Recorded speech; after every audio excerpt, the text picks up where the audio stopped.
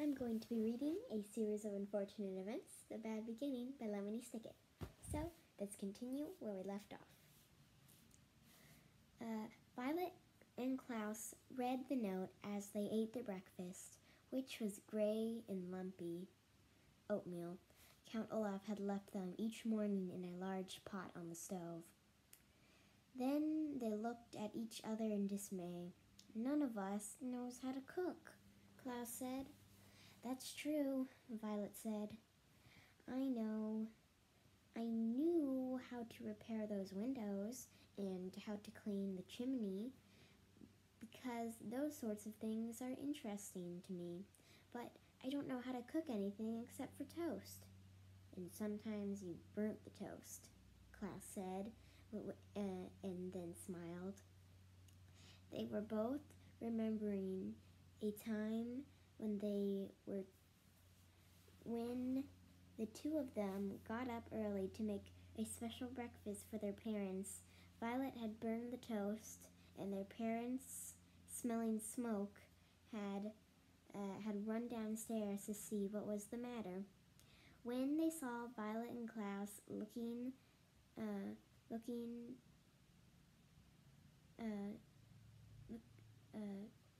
when they saw Violet and Klaus frowning at the piece of toast, they laughed and laughed, and then made pancakes for the whole family.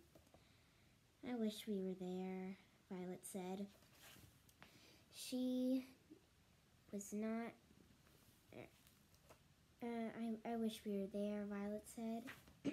She did not have to explain what she was talking about. Their parents, they would never see them again. They would never let us stay in this dreadful place. "If they were here," Klaus said, his voice rising as he got more upset, we would not have been with Count Olaf in the first place. I hate it here, Violet. I hate this house. I hate our room. I hate everything to do with these chores. I hate Count Olaf." "I hate him too," Violet said, and Klaus looked at his older sister with relief. Sometimes just saying that you hate something and having someone agree with you can make you feel better about a terrible situation. "I hate everything, but we need to keep our chin up." This was the expression the children's father used, and it meant try to stay cheerful.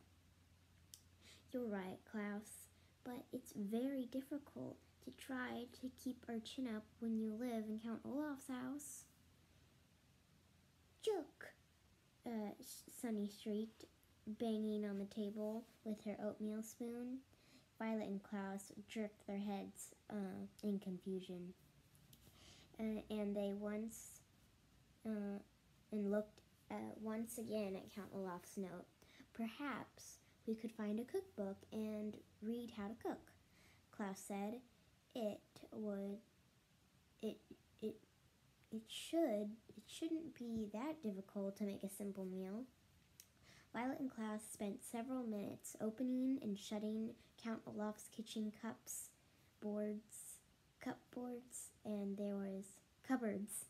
there were no cookbooks to be found. "I can't say I'm surprised," Violet said. "We haven't found any books in his house at all." "I know," Klaus said miserably. "I miss reading." "I know, Klaus, I miss reading very much." "We must go out and look for a library soon." But not today," Violet said. "But we have to cook for 10 people. At that moment, there was a knock on the front door. Violet and Klaus looked up at one another nervously. Who who in the world would come and want to visit Count Olaf? Violet wondered out loud. Maybe somebody wants to visit us, Klaus said, without much hope. In the times since the Baudelaire parents' death, most of the Baudelaire orphans' friends had fallen by the wayside, and an expression which means they stopped calling, writing, and stopping by to see any of the Baudelaires, making them very lonely. You and I, of course, would never do this to anyone, or you and I, of course, would never do this to anyone. Violet, Klaus, and Sunny walked slowly to the front door and peered through the peephole, which was in the shape of a sharp eye. They were delighted to see Justice Strauss peering back at them and opened the door. "Justice Strauss!" Violet cried. How lovely to see you." She was about to add, do come in," but then she realized that Justice Strauss would probably not want to venture in to the dim and dirty room. Well, I hope you enjoyed today's chapter. I'll see you next time. Bye-bye.